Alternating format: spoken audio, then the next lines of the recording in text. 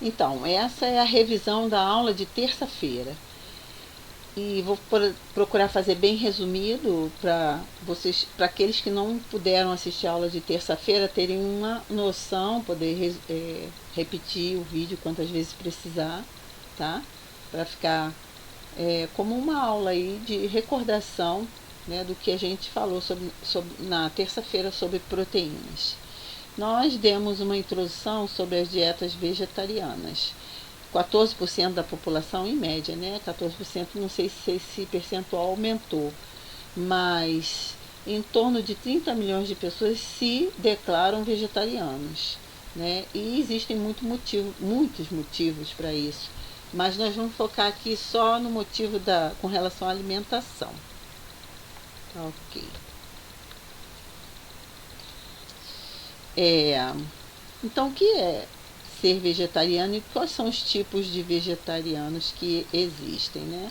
Nós temos aproximadamente 4 tipos que a gente pode categorizar como vegetariano, né? Os ovo-lactos vegetarianos, que são aqueles que usam os vegetais, os leites e laticínios, derivados, né? E os ovos, são ovo-lacto vegetariano, um nome bem sugestivo, né? Tem o ovo vegetariano, que usa os vegetais e os ovos.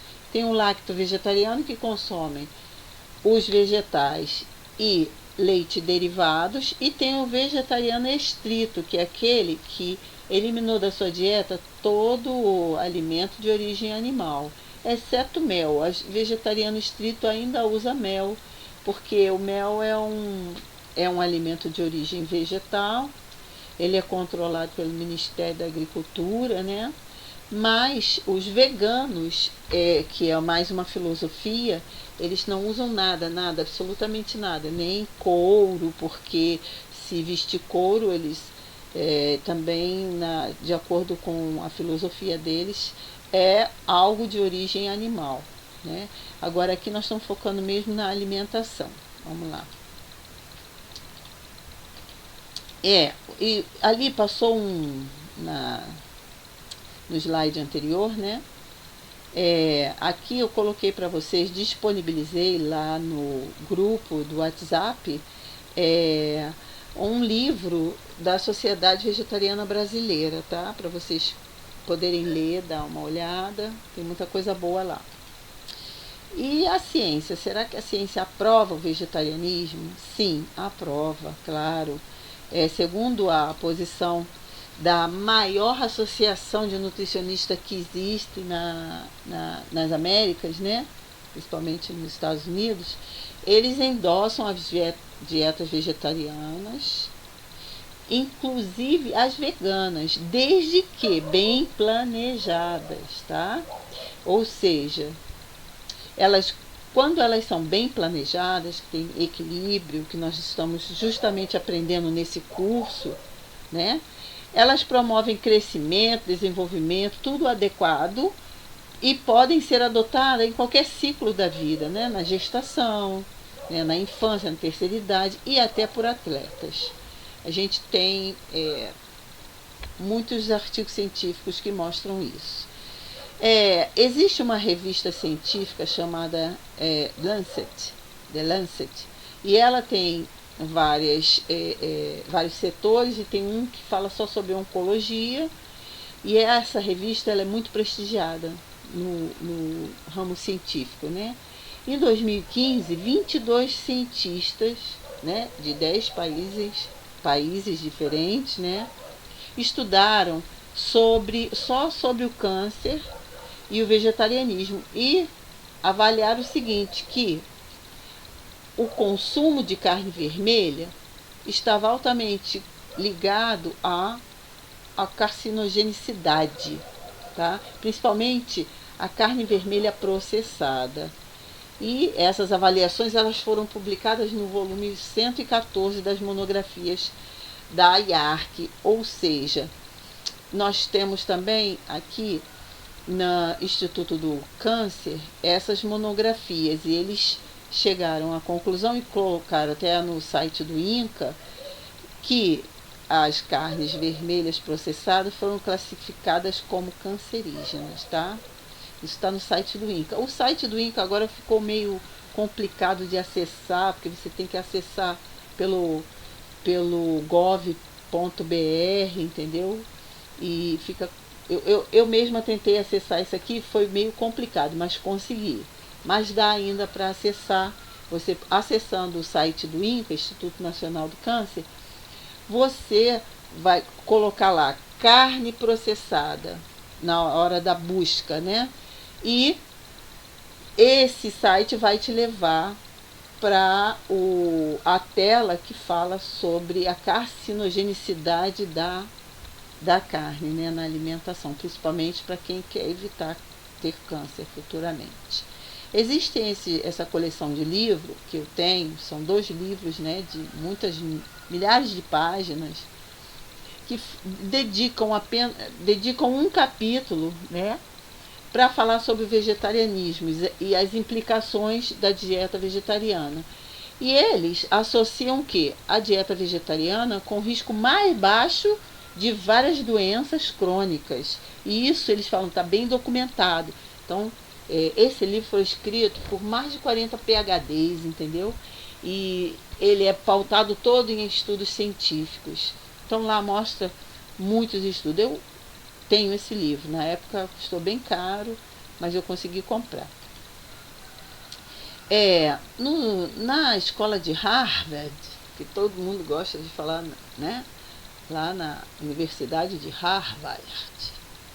Então, lá também, se você for no site de Harvard, que é outro também que está cobrando por tudo, né? Eu fui lá acessar e fica um monte de anúncio, fecha a página, querendo que você colabore lá, dê a sua contribuição financeira.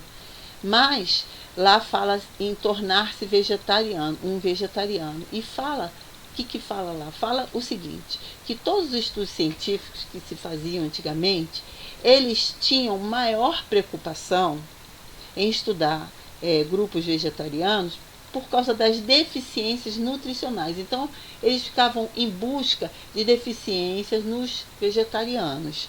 Mas, de uns tempos para cá, isso mudou. Agora, eles estão vendo e constatando os benefícios para a saúde em se tornar vegetariano. Isso é muito legal porque está na escola lá de Harvard, né? Muito legal. Agora, olha que interessante. É muito interessante isso que eu vou falar. Meu celular, infelizmente, aqui tocou. Eu só ver aqui se é alguma coisa urgente. Não, não é nada urgente. Deixa eu silenciar ele aqui. Bom. Olha que interessante. Ellen White, uma escritora norte-americana, ela nasceu em 1827 e faleceu em 1915. Viveu bastante. E escreveu muito sobre alimentação saudável e principalmente sobre vegetarianismo, né? Para a época dela era uma coisa assim bem nova, né? Vou botar a foto aqui de Ellen White. Agora, o que eu quero comparar? Eu quero comparar o seguinte: Pedro Escudeiro foi, né, um médico argentino e foi ele que introduziu o estudo de nutrição como ciência nas escolas de medicina, né? E ele divulgou as leis da alimentação. Agora, o que é mais interessante era o que Ellen White falava com o que Pedro Escudeiro, né, introduziu na escola de nutrição. Vamos lá, vamos ver aqui. Primeiro, esse livro aqui, Conselhos sobre Regime Alimentar, eu estou disponibilizando também lá no nosso grupo de WhatsApp, tá? É o livro todinho em PDF. Então, lá fala sobre o vegetarianismo e ela fala 3 coisas importantes. Primeiro, que deve-se tomar muito cuidado ao tornar-se vegetariano de prover-se à mesa alimentos sabiamente preparados. Então, ela está falando aqui da configuração do nosso prato, né? Com relação a proteínas, lipídio, carboidrato, vitaminas, minerais. É isso que ela estava dizendo. Outra coisa que ela se preocupou também e escreveu foi dizer que a reforma dietética ela deve ser progressiva. Você não deve ir de uma dieta para uma outra totalmente diferente de uma forma abrupta, porque isso pode causar deficiências. E a terceira coisa que ela falou foi que se deve fazer um esforço para substituir as coisas com outras coisas que sejam saudáveis e pouco dispendiosas, né? Ou seja, se você vai tirar alimento animal do seu prato, da sua dieta diária, então você tem que procurar substituir com coisas saudáveis e pouco dispendiosa. Muita gente diz que ser vegetariano gasta-se muito, que esses alimentos vegetarianos são caríssimos. Não, mas não é para você comprar alimento vegetariano processado. É para você procurar fazer em casa, né? E outra coisa, existe muita moda, né? E outro dia mesmo alguém me apresentou uma panela de aço cirúrgico que é um absurdo o preço. E o vegetariano, ele não precisa de cozinhar numa panela de aço cirúrgico, né? Ele pode cozinhar numa panela comum. E contanto que ele escolha muito bem os alimentos. Então é isso que Ellen White fala, né? Agora, e Pedro Escudeiro é que eu quero justamente comparar as leis da nutrição com o que Ellen White fala. Então, nas leis da nutrição, introduzidas por Pedro Escudeiro, se diz o seguinte, que tem a lei da qualidade, da quantidade, da harmonia e da adequação. A lei da adequação a gente estudou no primeiro slide que a gente viu, quando eu abri o curso, né? Que a nossa alimentação tem que ser de acordo com o nosso ciclo de vida, né? E o nosso estado nutricional. Ou seja, a nossa alimentação tem que estar adequada à nossa idade, ao sexo, né? Ao estado nutricional, se está doente, se está enfermo, se está com febre, ou se está normal, ou se está grávida, ou se está amamentando. Então, essa é a adequação. A outra coisa é que a quantidade, cada pessoa requer uma determinada quantidade de alimento, né, de calorias. Uma outra coisa também que a lei da nutrição fala é sobre a qualidade. Então, dentro desse total de calorias, eu tenho que ter uma divisão de macronutrientes e micronutrientes. E tem que haver uma harmonia, ou seja, uma proporcionalidade entre esses nutrientes, né? O que nós vamos estudar a partir de agora. Então, vamos lá. Essa proporcionalidade está aqui, ó. Aqui, no caso, é essa imagem aqui de pizza, imagem de pizza, né? Ela fala sobre os macronutrientes, a proporcionalidade, né, de carboidrato, de lipídios e proteínas diárias que eu devo ingerir na minha dieta diária. E os micronutrientes, eles vão embutidos aí, tá?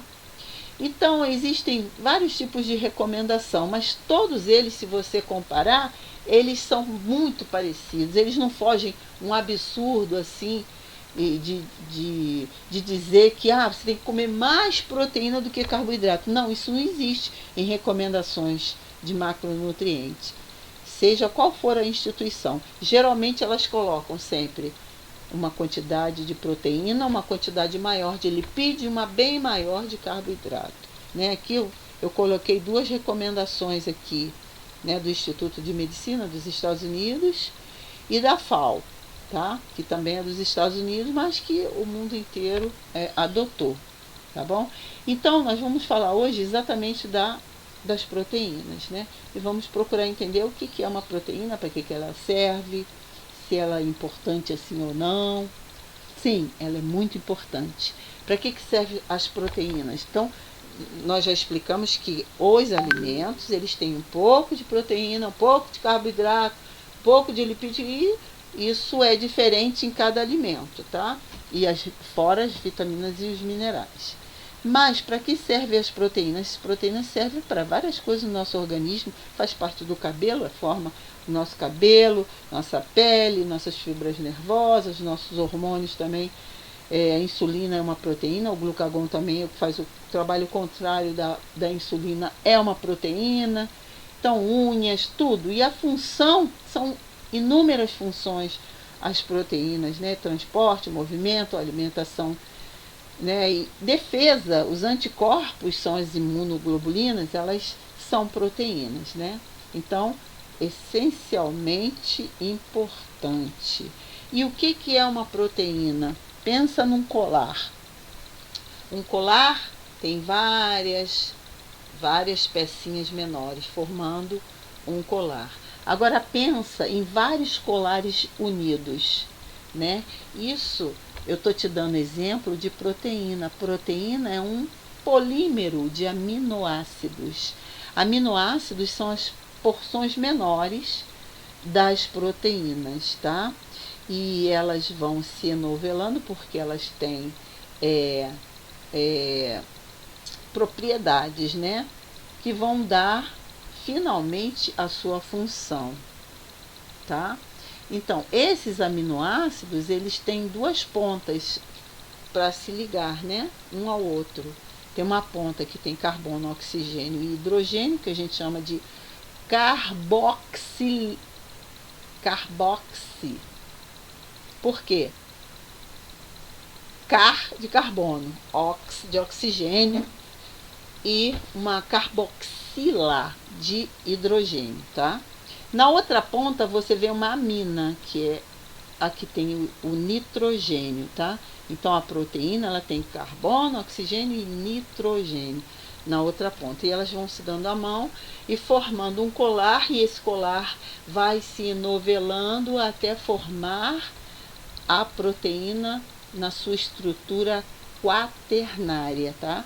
Então ela tem uma estrutura primária, secundária, terciária e a quaternária, tá bom? E por que eu estou falando isso? É muito importante a gente saber que as proteínas são formadas de aminoácidos, que são pedacinhos menores. Por quê? Bom, quantos tipos nós temos de aminoácidos? Tipos, a gente tem 20, tá? 20 tipos de aminoácidos. Agora, as proteínas são formadas com alguns desses aminoácidos se repetindo, ou uma boa parte deles se repetindo. E olha que interessante, o nosso corpo consegue fabricar a maioria deles, tá? A maioria desses aminoácidos meu corpo fabrica e faz que é uma beleza.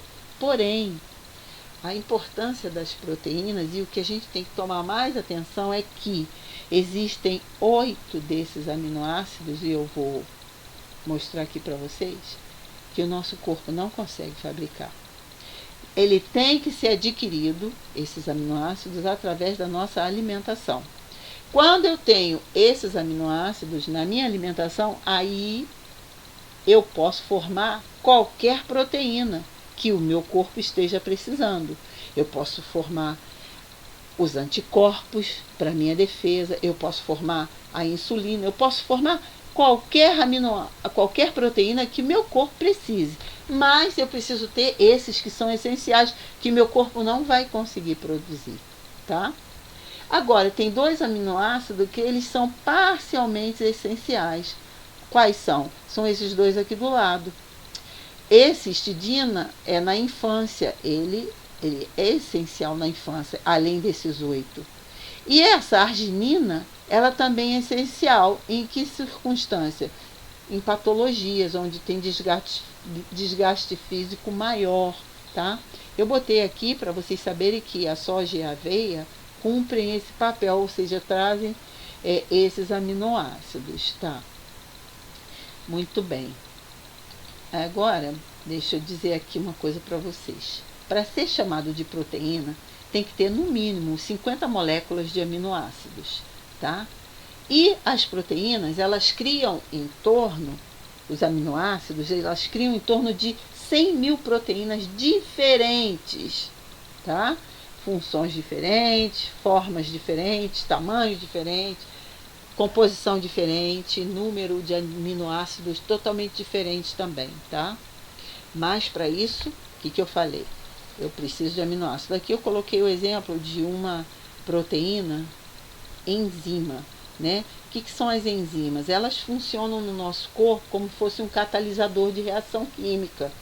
Aquela reação química que seria muito, excessivamente demorada, demoraria dias, meses para acontecer, com uma enzima ela acontece instantaneamente, né?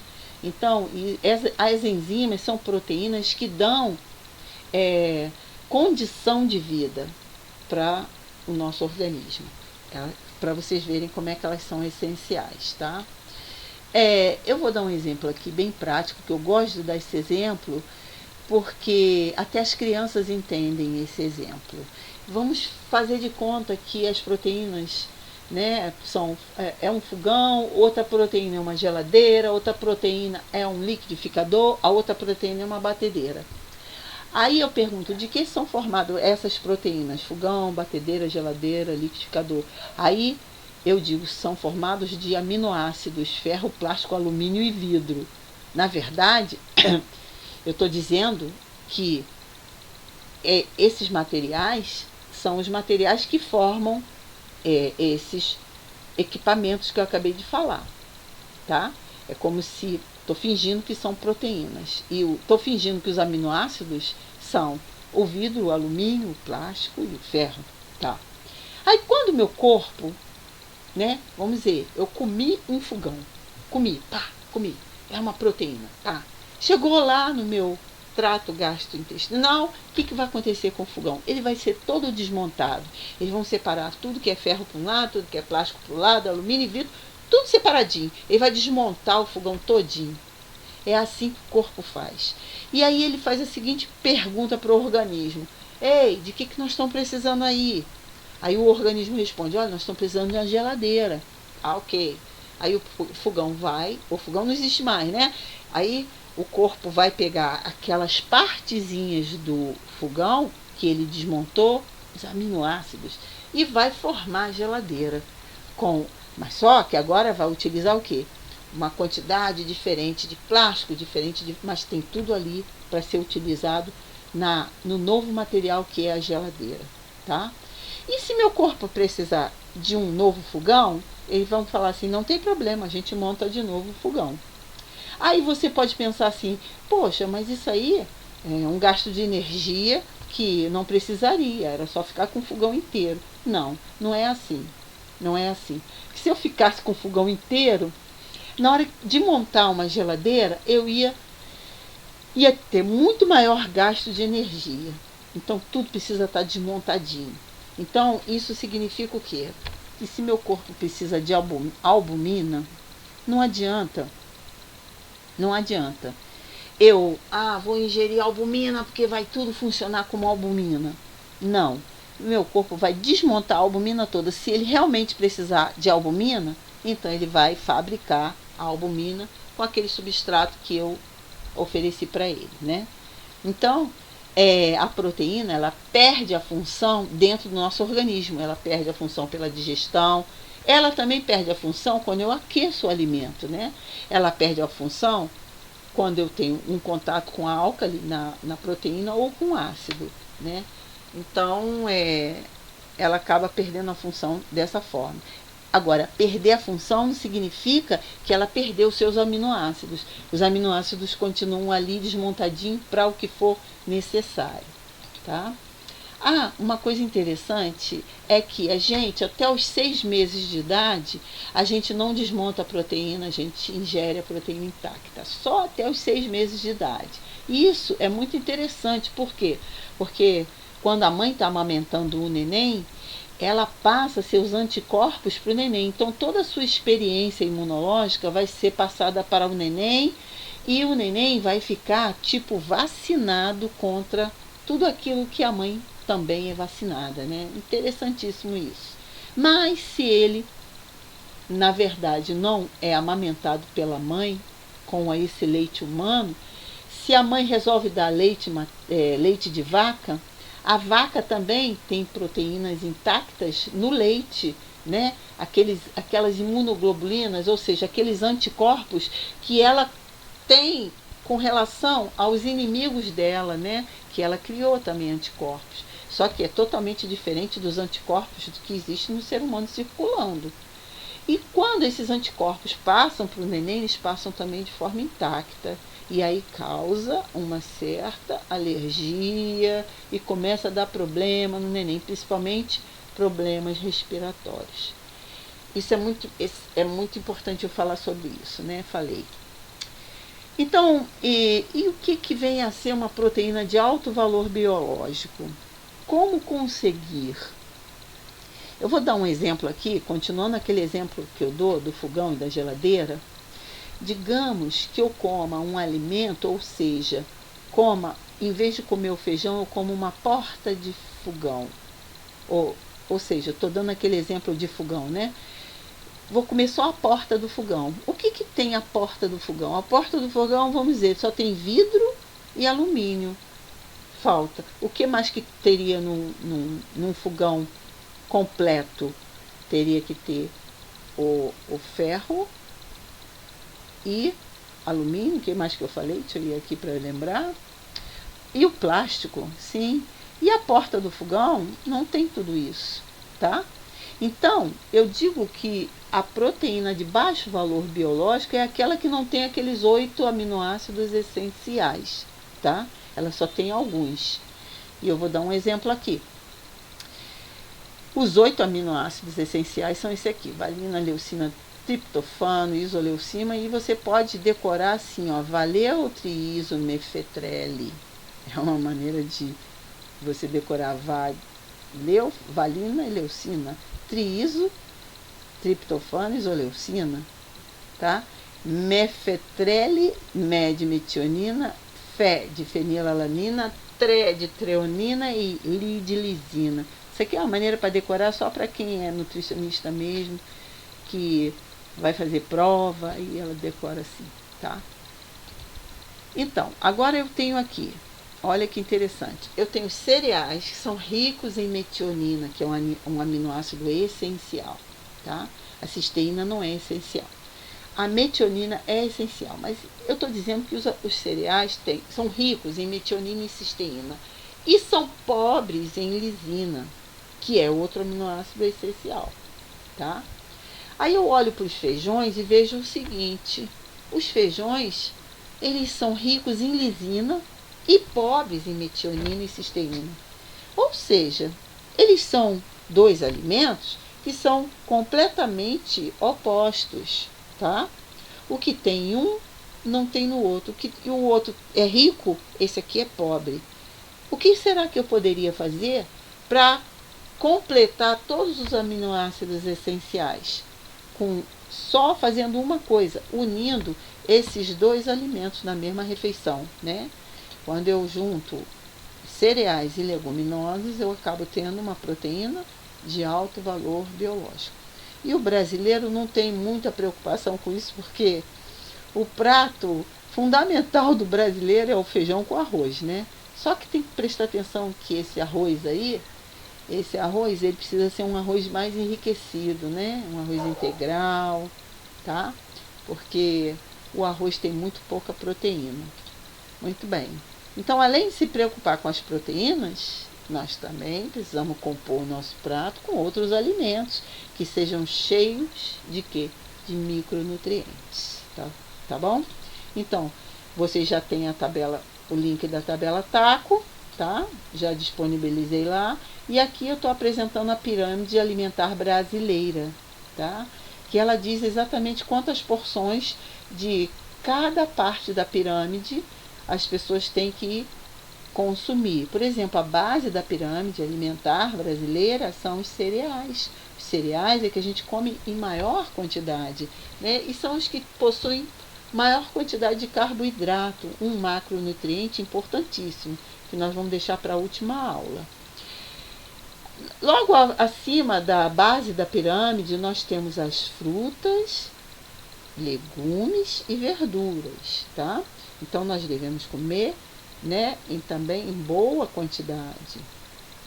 Acima, nós temos feijões e oleaginosa, leite, queijo e iogurte e uma parte pequena de carne e ovos, que é uma porção só por dia, e uma porção pequena, tá? para aqueles que pretendem ser vegetarianos ou que já são, eles tiram essa parte de carnes, ovos e peixes e aumentam a quantidade de feijões e oleaginosas, tá? Essa é a grande substituição. E a parte de cima, que são os açúcares e os óleos e gorduras, são consumidos em pouquíssima quantidade, né? Tanto é que as calorias são bem poucas. E vocês vão ver que cada grama de óleo e gordura, no caso, gorduras boas, cada grama produz 9 calorias, tá? A gente chama também de quilocaloria, porque é uma energia diferente, energia corporal. Agora, para cada grama de carboidrato, eu só produzo 4 quilocalorias. Essa é a comparação. Então, aqui eu dei um exemplo de 3 refeições ao dia, almoço, de jejum, almoço e jantar. E eu somei toda a quantidade só de proteína, sendo que a proteína que eu combinei aqui, tanto no de jejum quanto no almoço e no jantar, foram proteínas de alto valor biológico, porque eu associei leguminosas e cereais. E ao todo, essa refeição aqui era para uma pessoa que pesa 60 quilos e deu 65,5 gramas de proteína, tá? Ou seja, deu mais de 1 ponto alguma coisa de proteína por quilo de peso, tá?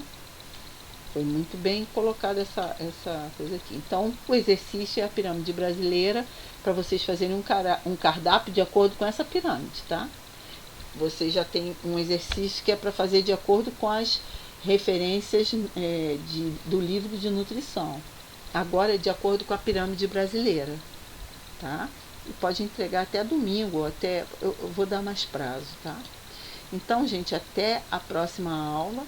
Eu acredito que na próxima aula eu vou conseguir gravar, para vocês já ficarem com a gravação todinha já na hora mesmo, né? Para vocês recordarem exatamente como foi a aula, que hoje a aula foi um pouco diferente da aula que eu dei na terça-feira, porque eu fiz bem um resumo aqui, mas de qualquer forma vocês têm todo o material já lá. Até a próxima!